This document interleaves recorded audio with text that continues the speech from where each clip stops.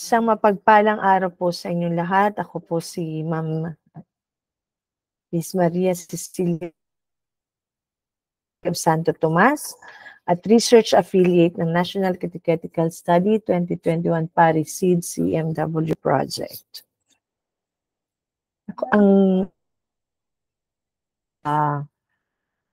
Sa puntong ito ay ang isa sa mga biyaya ng National Catechetical Study 2021 at ito ang mga catechetical modules.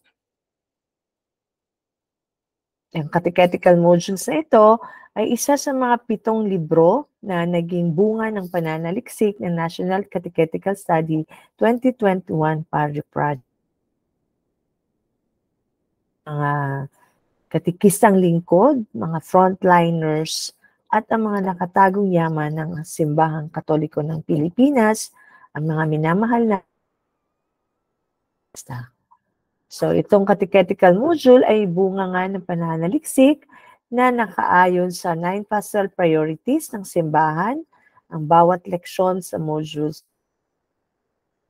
na ito ay naaayon sa 9 pastoral priorities at ito'y bilang pagtugon sa pangangailangan ng isang sistematikong pagtuturo ng catechesis dito sa Pilipinas. Po sa catechetical module team na nagtulong-tulong para magawa ang module na ito. So, kung ating titingnan laman ng mga topics ng module na ito at sa bawat module ay makikita natin dito ng new evangelization na siyang bumubuo sa bawat leksyon. So, ito ang catechetical module, catechetical study, sa catechetical ministry para sa 500 taong pagdiriwang ng ating pananampalataya dito sa Pilipinas.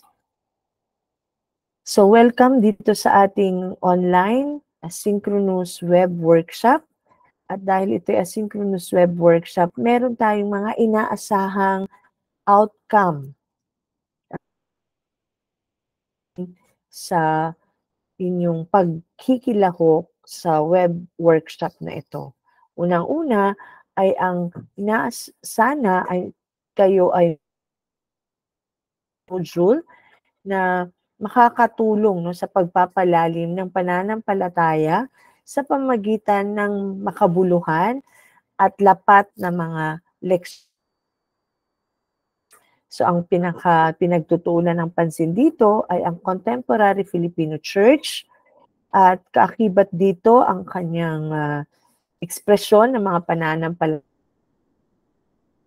yung mga ritual, yung struktura na napapaloob dito. At ilan lamang sa mga ito ang siyang bumubuo sa Contemporary Filipino Church. So, inaasahan ay isang grounded Filipino catechesis. Anong ibig sabihin nito? Ito ay isang catechesis na nagpapakita ng yaman at lalim na catechesis na makikita din sa iba't ibang mga sulat pastoral at iba't ibang prioridad ng 9 priorities ng pinagdaanan sa pagbuo ng catechetical module na ito na siya naming ibinabahagi sa inyo. Na sana kayo rin ay makakabuo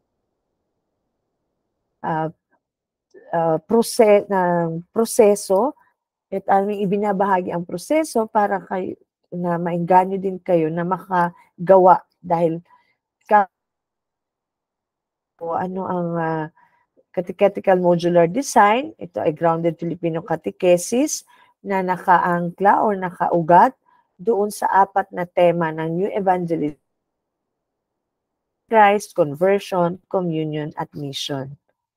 So itong 9 pastoral priorities na ito ay siyang pinaka-module nung ito ay nagpapakita ng karanasan at konteksto ng kanya-kanyang lokal na simbahan papakita ng karanasan ng lokal na simbahan sa buong Pilipinas. So, paano gagamitin ito? Makikita dito na as grounded Filipino ng pinag-usapan dito ay ang pananampalataya. So, ang buong pananampalatayang buo, pananampalatayang nagpapakita ng karanasan at meron siyang catechetical intended learning outcome din. So, ito din ay outcome-based at meron din mga pagbabahagi no, ng ilang missions. So, naglalaman din ito ng tatlong mahalagang sources no, ng pagtuturo ng ating pananampalataya. Ang sacred scripture, ang human experience, at ang church teaching. So, halimbawa nito sa Catechetical Lesson 1, makita natin ang encountering Christ. At yan,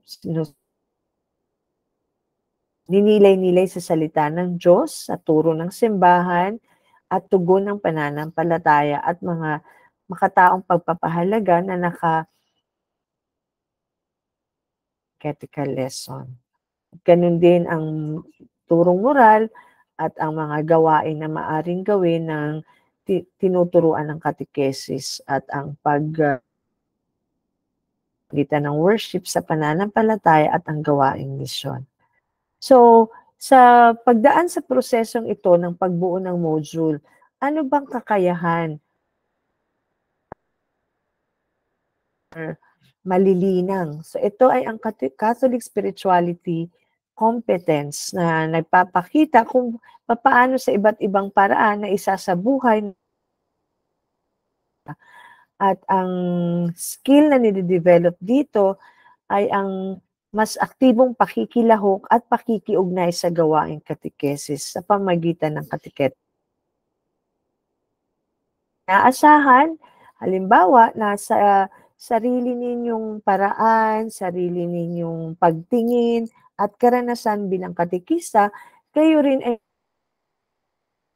isang module or sample na module gaya ng catechesis or religious festivals and popular devotions na maaari ninyong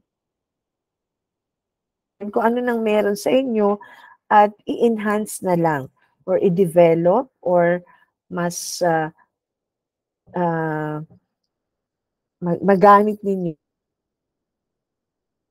expected catechetical output. So sabay tayo no, sa aming pagbabahagi ng aming karanasan sa paglalakbay sa pagbuo ng catechetical module. Itanim no, ang binhi ng pananampalataya. So let us plant the seed in every catechetical ministry, the seed where synodality, enrichment, evangelism and come together as we journey in faith. Sa muli, isang mapagpalang araw sa ating lahat at welcome sa ating OAWW.